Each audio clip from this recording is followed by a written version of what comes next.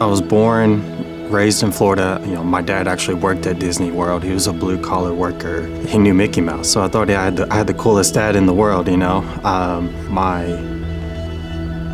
dad had promised me to take me deer hunting, and as I got off the bus, I rushed into the house to put on my camo and went outside and waited at my spot for him to return. And I waited and waited. It got dark, and my mother grew worried, ultimately got a search party.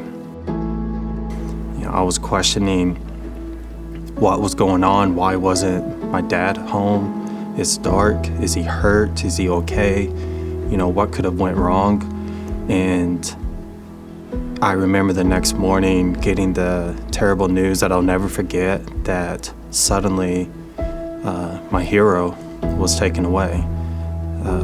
They said that he had died, and it was something that a 9-year-old boy would never expect to hear of his father.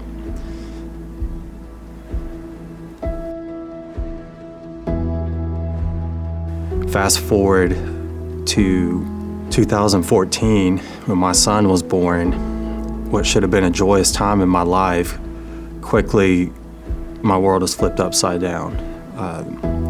My son's mother and I separated soon after.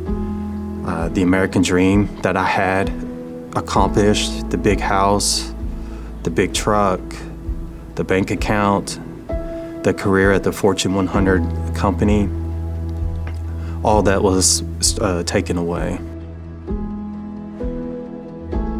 Well, I got a flyer in the mailbox one day. It was from Zeal. And so I pick it up and said, we need to go. And I take Byron to this church. I keep hearing this thing about legacy. And having grown up most of my childhood without a father, I really didn't know what they were referring to. What was this legacy? I've come to find out was it's not about me, it's about many. And it's about giving God your best to see what he can do with his best. For me, when I shifted that focus from using myself as a main character of my story and replacing that with the role, giving it to Jesus, things suddenly started to make more sense. And I would have to say I'm very thankful for the story that God has given me.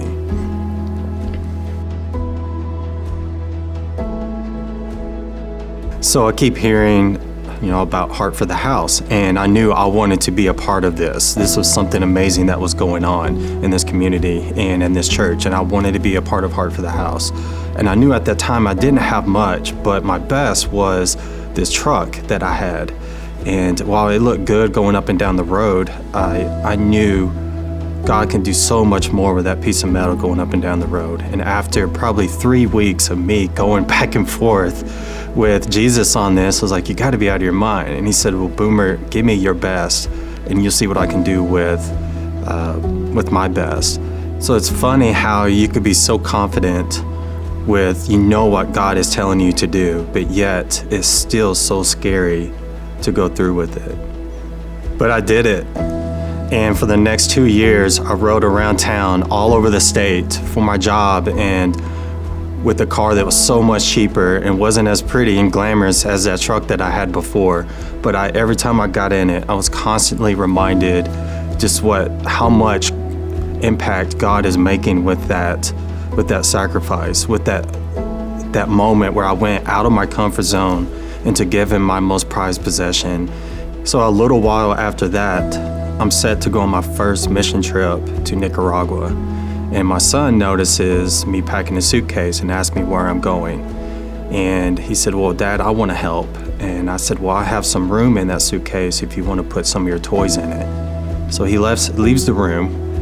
I assumed he'll come back with some of his hand-me-down toys, or toys he no longer has an interest in.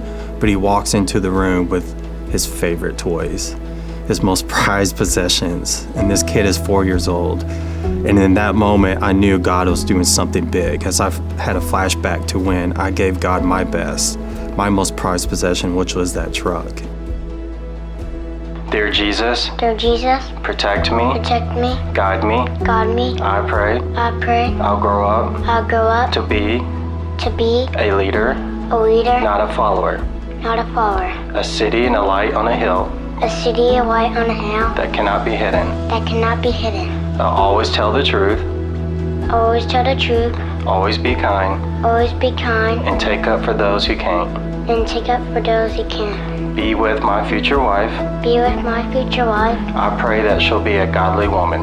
I pray she'll be a godly woman. Speak words into my mouth Speak words into my mouth, so I can be a leader now. so I can be a leader now. In your name, I pray, Jesus. Amen. To me, it's not just transactional, but generational. It's about furthering God's kingdom, and that's what I want to be a part of.